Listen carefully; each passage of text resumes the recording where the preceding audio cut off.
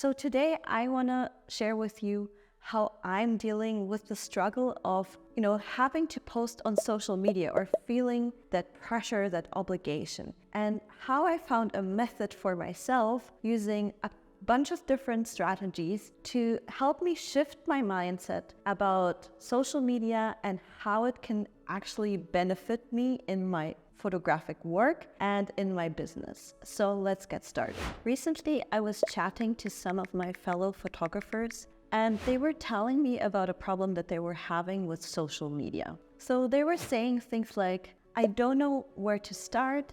I don't feel like posting, and I'm not sure what to post or when to post. And I feel like it's already too late and the platforms are oversaturated. And in the end, I don't know what's in it for me. So if I had to get really honest with you, the first thing that was holding me back was not the oversaturation on social media.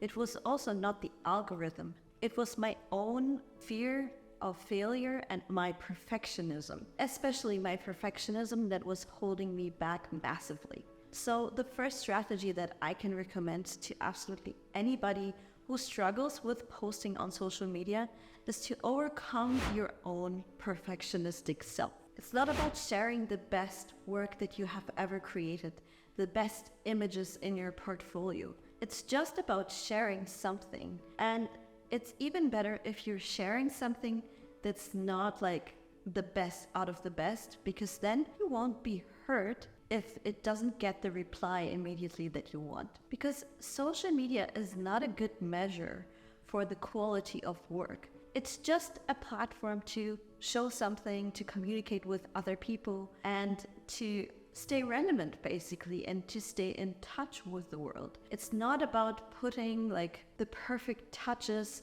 on an artwork like you would if you were to hang it in a gallery or something. It's something experimental, it's something ephemeral and quick. It's here today and it's gone tomorrow. So you could say to yourself, I don't have to share my best work on Instagram. I just have to share some work of mine that I'm currently working on a couple times per week. And you can, decide for yourself whatever feels comfortable for you. Maybe you're sharing something once per week, twice, 3 times. Maybe start with like a smaller amount in the beginning, twice per week, and then see how it feels and if you can keep up with that. And then you can always do more in the future. So the next mindset shift that I want to share with you is to remember that people used to pay for this. Basically, social media platforms are a form of free marketing for any artist or small business, or even for big businesses. And there used to be a time when if you wanted to show what you're doing, share your product and what you are offering to the world, even a service, you needed to pay to advertise on billboards, in magazines, in newspapers, in all kinds of press, and you needed to pay actual money for it. And of course, I know today you can also pay for ads, which I wouldn't really advise any beginner to do that. But you can use social media as a form of free marketing for whatever it is you're working on and whatever it is you are offering to the world. So the mindset shift is to stop seeing it as a curse and start to see it as a blessing, actually, because you can share as often as you want, as much as you want. You can make it as simple for yourself or as complicated as you like it. And you can do it from the comfort of your own home, and you can do it for absolutely free. And a thing to keep in mind with that is, if you've ever heard the expression to stay top of mind. So what that expression means is that people will think of you if you keep popping up in their life. So whenever they see you post something on social media and share some of your photography on social media, they will remember you and you will stay top of mind for those people. So when they run into the situation that they need to hire a photographer, they will be thinking of you because they keep seeing you and they keep seeing your work. So the next mindset shift that really helps me to view social media differently and not as the enemy is to kind of see it as a rolling portfolio, as your business card, and as your Rolodex. So what does that mean? It means that it's really hard nowadays to send people to your random website that you have just created on the internet, because there's SEO and there's so much competition. But social media platforms are already interested in sharing whatever it is you are sharing to their audience. So you basically have eyeballs there already. So it is a way for you to showcase your work, show your portfolio without it being, an actual printed perfect portfolio or a PDF, something that you worked on for ages and every picture is your favorite picture. It's something more experimental and you can use it as a rolling portfolio. So a portfolio that keeps changing, evolving, renewing itself, and it's a much quicker process. So you don't have to be as picky, you don't have to obsess about it. You just, putting stuff out there. And think to yourself, like, when was the last time you actually took somebody's business card and then emailed them because of their business card? Or when has somebody asked you for your own business card? I don't know about you, but I know that business cards usually kind of get lost or just stuck in a drawer somewhere. So the modern form of a business card is actually social media. And you should have all your important information out there, how people can contact you, where you are located. And this is also important to keep in mind, to actually use your real name on your Instagram or your LinkedIn or whatever social media you're using.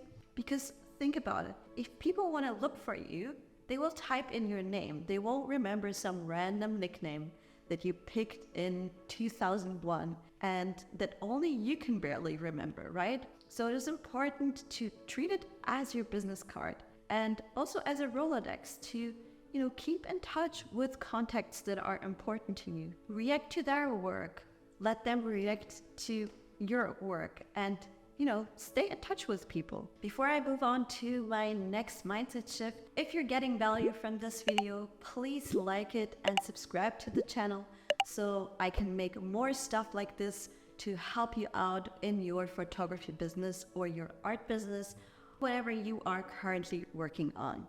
Thank you so much. The next mindset shift that absolutely helped me is to shift my perspective from seeing posting on social media as a form of obligation and liability to seeing it as a playground. So ask yourself, what would make it fun for you? Because at the end of the day, you don't have to do it if you don't want to.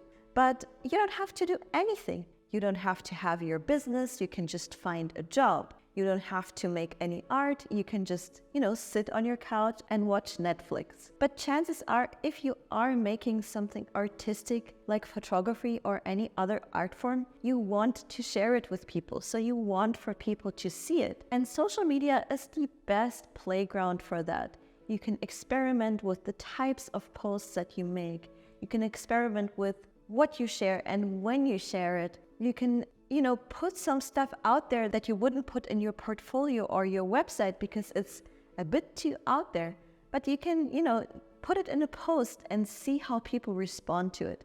Just get some feedback, start talking to people, and, just make it a really enjoyable, fun thing for yourself. And only you know how to do that for yourself. I can't tell you the exact strategy, but for me, it definitely helped me to see it as a more experimental and not so serious process. And that takes the pressure off for me to share whatever I feel like on the day. For my next tip for you, I want to quote from this book, and it's Show Your Work by Austin Kleon, an amazing little book for everybody who struggles to promote themselves, to share their work online. I recommend for you to pick up and read this little book. I will link it down below because he has so many good points on exactly that topic. And I'm going to read you something now. So he says, to many artists, particularly those who grew up in the pre-digital era, this kind of openness and the potential vulnerability that goes along with sharing one's process is a terrifying idea. But human beings are interested in other human beings and what other human beings do. People really want to see how the sausage gets made. By putting things out there consistently, you can form a relationship with your customers. It allows them to see the person behind the products. So I think he's making an excellent point. Ultimately, it is about people, and it helps me to remember whenever I shoot YouTube videos or I post something on Instagram, it's people who I know, who know me, who maybe don't know me yet, but want to know me in the future. It's an opportunity to, show something to those people. And it is part of our modern human endeavor to stay in touch that way. And I can tell you from my own experience with Instagram, I have formed relationships with clients. I have formed relationships with picture editors for magazines, and they have contacted me and booked me for jobs. They have contacted me and asked for my images to be published in their publications. And that's because I keep showing up in their feeds and they see my work, they see what I'm up to. And this kind of relationship building ultimately builds trust and leads to somebody connecting to you and to whatever it is that you're offering, whether it's a product or a service. As Austin Kleon mentions, they ultimately want to see the person and are more interested in you, in the person behind that business. So if you have a business, I can definitely recommend to you to build trust with your potential customers, with your past customers, with anybody who could be interested to work with you through that amazing way that social media gives us today. And the next mindset shift that really should take all of the pressure out of posting on social media is to remind yourself that you can always delete it later.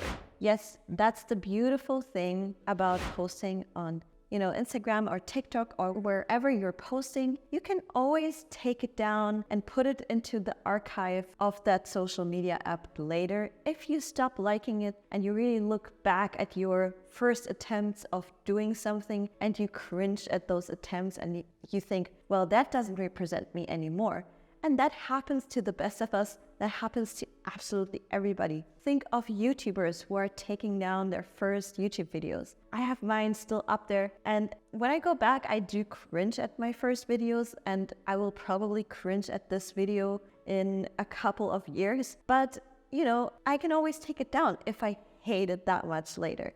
And that really helps you to take the pressure off doing everything well. You don't have to do it well, you just have to do it. And you can decide how you feel about it later, because your feeling in the moment is not representing the truth or the value of what it is that you are doing, right? It is just a feeling in the moment, and you can always change your mind and let future you deal with the mess. If you have enjoyed this video, please give it a little thumbs up. I would really appreciate that. And I'll see you in my next one that I will link up there for you. Bye-bye.